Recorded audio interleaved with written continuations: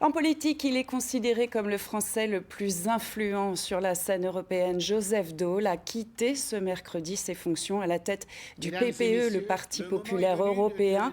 Il va passer le flambeau d'ici quelques minutes à Donald Tusk, que vous voyez, le Polonais actuel président du Parlement. La cérémonie a lieu à Zagreb, en marge du congrès du parti. L'Alsacien dirigeait le premier parti politique de l'Union depuis 6 ans, tout en restant fidèle à sa terre d'origine. Caroline Kellner, Philippe Desempt l'ont suivi dans ses derniers jours de fonction.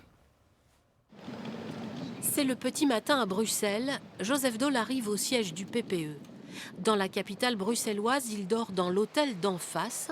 Plus pratique pour rentrer tard et travailler tôt. Monsieur le Président. Monsieur le Président. Très heureux de vous rencontrer. Enchanté. Et c'est parti pour une très longue journée, ponctuée de multiples entretiens et de rendez-vous téléphoniques. Joseph Daul est le président du PPE depuis 6 ans. Diriger le plus grand parti européen n'est pas une sinécure, mais l'Alsacien a réussi à en faire un poste clé sur la scène européenne.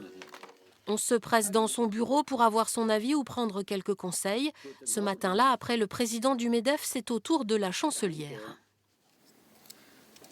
Ja, guten Morgen, Angela. Angela Merkel, grande amie de Joseph Daul, est toujours très ponctuelle, jusque dans ses coups de téléphone. Cette fois, nous avons été priés de sortir. Le rythme est effréné, les rendez-vous s'enchaînent, un bon moyen d'informer et d'être informé. Le président a parfois à peine le temps de faire un point avec son bras droit. C'est un des hommes politiques les plus humains que je connais.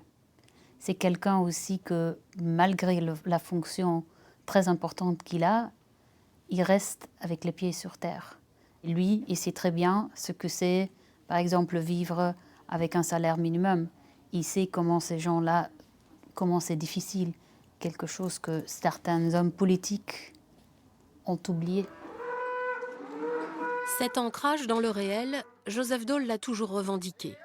Sa recette est simple, lorsque son emploi du temps le permet, il passe ses week-ends en famille et participe aux travaux de la ferme. Chaussé de bottes, au volant de son tracteur, il retrouve sa vie d'avant et les contraintes du quotidien.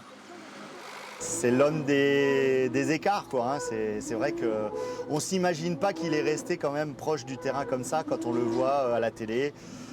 Côtoyer Angela Merkel, par exemple, où il s'entend très très bien avec elle. On a du mal à le croire, mais ouais, c'est bien Joseph. Une attitude sincère, loin des postures politiques, qui suscitent respect et admiration dans tous les milieux. Ce jour-là a lieu le dernier sommet du PPE pour l'actuel président. Son équipe est sur le pont depuis plusieurs jours, lui-même un peu ému par l'occasion. Comme toujours, il accueille les dirigeants européens avec la même chaleur, le même enthousiasme. Ce n'est qu'en fin de journée qu'il se dira soulagé que tout se soit passé sans problème.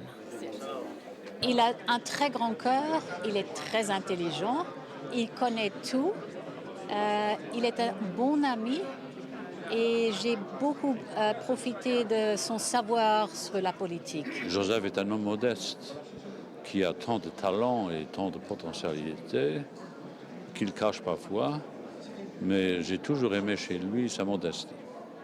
C'est une perte pour le PPE qu'il s'en aille? Oui, c'est une perte, mais en fait, est-ce qu'il s'en va vraiment?